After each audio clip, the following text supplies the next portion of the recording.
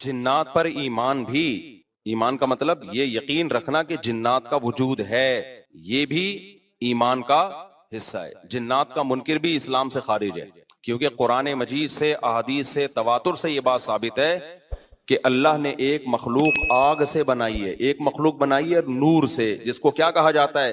فرشتہ۔ اردو میں، فارسی میں فرشتہ، انگلش میں اینجل، اور عربی میں ملک۔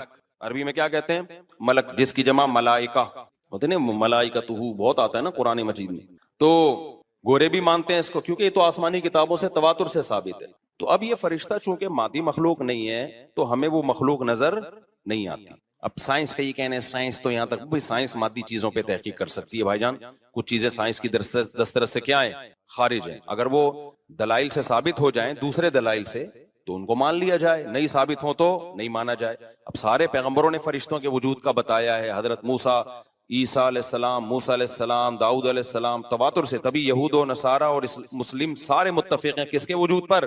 فرشتوں کے۔ اسی طرح اللہ نے ایک مخلوق کو آگ سے بنایا، اس کو کیا کہا جاتا ہے؟ جن۔ چونکہ وہ انسانوں سے چھپی ہوئی ہے، اس لیے اس کو کیا کہا جاتا ہے؟ جن۔ جن چھپی ہوئی چیز کو کہتے ہیں۔ مجنون کسے کہتے ہیں؟ جس کی عقل چھپی ہوئی ہو، پردہ پڑ گیا ہو، دیوانہ ہو گیا ہو۔ جنین اس بچے کو کہتے ہیں جو ماں کے پیٹ میں ہو، وہ بھی چھپا ہوا ہوتا ہے نا۔ فلما جن علیہ اللیل، قرآن کہتے ہیں جب رات چھا گئی، اندھیرا کر دیا رات نے، تو ہر وہ چیز جو چھپی، جنون اسی سے نکلا ہے۔ جنون پاگل ہو گیا نا، گویا دماغ ہی غائب ہو گیا ہے، ٹھیک ہے نا۔ تو ہر وہ چیز جو چھپی ہوئی ہوتی ہے نا، اس میں جیم ڈبل نون والا مادہ پایا جاتا ہے۔ تو جن کو بھی جن اس لیے کہتے ہیں کہ وہ ہوتا ہے لیکن نظر، بولو، نہیں آتا۔ تو اس کے بارے میں ہمارا عقیدہ کیا ہے جو اسلام نے ہمیں بتایا ہے؟ بھائی جنات بھی مکلف ہیں اعمال کے، ان میں اچھے بھی ہوتے ہیں اور ان میں برے بھی ہوتے ہیں۔ البتہ شیطان ایک ایسا جن ہے جو برا ہے، ہر جن برا نہیں ہوتا، لیکن شیطان ایک برا جن تھا جو اڑ گیا تھا نا، پھڈے ماضی میں لگا تھا اور قیامت تک اڑا ہی رہے گا، اس کی نسل بھی ایسا ہی ہے۔ لیکن جنات میں اچھے بھی ہوتے ہیں اور جنات میں برے بھی ہوتے ہیں۔ جنات تعلیم کہاں سے لیتے ہیں؟ انسانوں سے لیتے ہیں۔ جنات میں کوئی الگ سے پیغمبر نہیں آتے، انسانوں ہی کو اللہ نے یہ فضیلت دی ہے کہ جنات فالو کس کو کریں گے؟ انسانوں کو۔ تبھی جتنے مذہب انسانوں میں ہے نا، اتنے ہی مذہب کس میں ہیں؟ جن اگر میرا بیان سنتے ہیں تو 20 رکعت تراویح کے قائل ہو جاتے ہیں، کسی اہل حدیث کا بیان سنیں گے تو 8 کے قائل ہو جاتے ہیں، جہلم والی سرکار کا بیان سنیں گے تو جنوں کی بیویاں عدالت سے جا کے ان کی عدالتوں سے خلا لے رہی ہوتی ہیں کہ وہ شوہر جن شوہر دینے پر راضی نہیں ہوتا۔ وہ سارے جھگڑے جو انسانوں میں ہے نا، جن میں ہو سکتا ہے کچھ 4 شادیاں کرتے ہوں جو میرا بیان سنتے ہو اور پٹ بھی رہے ہوں جنیوں سے، چڑیلوں سے، اور جن میں ایسے بھی ہوں گے جو 1 کے قائل ہوں گے۔ تو جتنے، مجھے نہیں پتا جنات کو 4 کی اجازت ہے کہ 1 کی ہے، یہ کچھ مسائل ہو سکتا ہے جنات کے ہم سے ڈیفرنٹ ہوں، لیکن بہرحال تو حدیث سے ہمیں یہ پتا چلتا ہے بھائی ایک مخلوق ہے جسے کیا کہا جاتا ہے؟ جن کہا جاتا ہے۔ وہ ہے، اس کا وجود ہے، اور چونکہ وہ ہو سکتا ہے یہاں بھی کچھ جنات بیٹھے ہوئے ہوں، اگر وہ آپ کہیں وہ بیٹھے ہوئے کیوں؟ بھائی وہ کھڑے ہو گئے تو سب آپ لیٹے ہوئے ہوں گے پھر یہاں پہ، اس لیے ان کو بیٹھے ہی رہنے دو۔ ٹھیک، میں اکثر چٹکلا سناتا ہوں نا، وہ پرانا ہو گیا لیکن کیا کریں، ایک آدمی کو کسی نے بتایا یہ فلیٹ پرانا ہے، خالی ہے، یہاں جنات ہیں، ادھر نہیں جانا، وہ فنٹر بنا ہوا ہے۔ میں چل جن ون کی ایسی کی تیسی گیا، بیل بجائی، بندہ باہر نکلا نا، اب الٹے پاؤں اس کے آنکھیں گول گول، تو پھر بھی اس میں بڑا کانفیڈنٹلی نا اس نے کہا کوئی ڈرتا ورتا نہیں بھائی صاحب، آپ میں نے سنا یہاں کوئی جنات ہیں؟ تو وہ کہتا ہے میں تو 500 سال سے رہ رہا ہوں، مجھے تو اب تک کوئی جن نظر۔ اس نے کہا لے بھائی یہی جن ہے بھائی، 500 سال سے رہ رہے کم، سمجھ رہے ہو؟ اچھا، تو جنات کی پیدائش انسانوں سے پہلے ہوئی ہے اور جنات کی تعداد بھی انسانوں سے زیادہ، کیونکہ قرآن میں ہے قد استکثرتم من الانس، اے جنات تمہاری تعداد تو انسانوں سے بھی زیادہ ہے۔ تو پتہ چلا جنات انسانوں سے بھی زیادہ ہے۔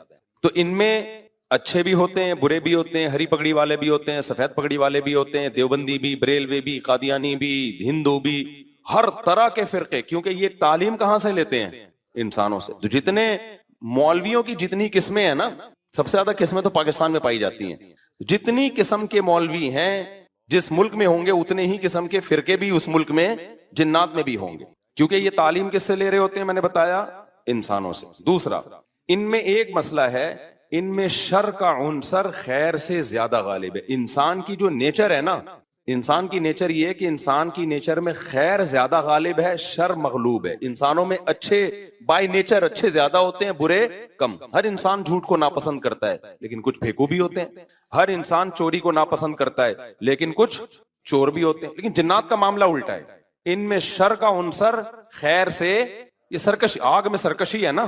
تو ظاہر ہے ہمیں اللہ نے مٹی سے بنایا، مٹی میں کیا ہے؟ تواضع. تو حق سن کے چپ ہو جانا چاہیے. انسان ہو جاتے ہیں، ہاں کچھ شیطان قسم کے ہوتے ہیں وہ چپ نہیں ہوتے، لیکن نارملی انسان کو جب صحیح بات پتہ چلتی ہے وہ کیا ہو جاتا ہے؟ چپ. مٹی ہے تو مٹی والی خاصیت اس میں ہے. جنات میں آگ سے بنے تو، اور آگ بھی شعلے مارتی ہوئی، تو اس لیے جنات کی طبیعت میں سرکشی زیادہ ہے. ایک بات یہ ہوگی. دوسری بات کیا ہوگی بھائی؟ جنات جو ہے نا، جنات یہ انسان سے زیادہ طاقتور ہوتے ہیں لیکن مرعوب ہوتے ہیں یہ انسان سے. اس کی میں ایک مثال دوں.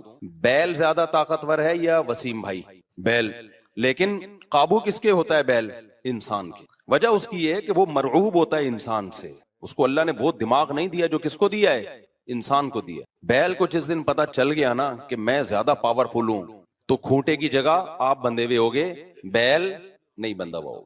لیکن اللہ نے ایک روب رکھا ہے جانوروں پہ بھی انسان کا. گدھے کو دیکھو چلتے رہو، وہ منہ نیچے کر کے لوڈ اٹھا کے چلتا رہے گا. اس کو احساس ہی نہیں ہوتا کہ میری ایک لات کا مار ہے یہ بندہ جو بیٹھا ہوا ہے نا میرے اوپر، تھوڑا سا یوں کیا اور ایک کھسکایا اٹھا کے گرے گا. تو ایسے ہی خوب سمجھ لو جنات انسانوں سے ڈرتے ہیں، نہ کہ انسان کو جنات سے ڈرنا چاہیے. جنات ڈرتے ہیں کس سے؟ انسان سے. لیکن ہوا یہ کہ قرآن سے یہ بات ثابت ہے. سورہ جن میں اللہ نے فرمایا وَأَنَّهُ كَانَ رِجَالٌ مِّنَ الْإِنسِ يَعُوذُونَ بِرِجَالٍ مِّنَ الْجِنِّ فَزَادُوهُمْ رَهَقًا. جنات انسان پہ سرکش ہو گئے، شرارتیں کرنے لگے. ادھر سے بندہ اٹھا کے ادھر کر دیا، ادھر سے اٹھا کے. ایک صحابی کو جن اٹھا کے لے گئے تھے. حضرت عمر رضی اللہ تعالیٰ عنہ کے دور میں ایک خاتون کا شوہر گم گیا، تو اس کی بیوی آئی حضرت عمر کے پاس کہ میرا میاں ہے ہی نہیں، پتہ نہیں کہاں گیا. حضرت عمر نے 4 سال کے بعد نا اس خاتون کا نکاح فسخ کرا دیا. یہ امام مالک کی دلیل ہے کہ 4 سال کے بعد نکاح فسخ ہو سکتا ہے. امام ابو حنیفہ کے جو فتوے ہیں نا، زیادہ تر انہوں نے حضرت علی اور عبداللہ بن مسعود کو فالو کیا ہے. وجہ اس کی یہ کہ وہ کہتے تھے کہ، یعنی جو اس بارے میں حناف کہتے تھے، حضرت علی نے تینوں خلفاء کا زمانہ بھی دیکھا ہے اور نبی کا زمانہ بھی، تو ان کا علم باقی تینوں خلفاء سے زیادہ ہے. اس لیے فقہ حنفی میں حضرت علی اور عبداللہ بن مسعود کو بہت ترجیح دی گئی ہے.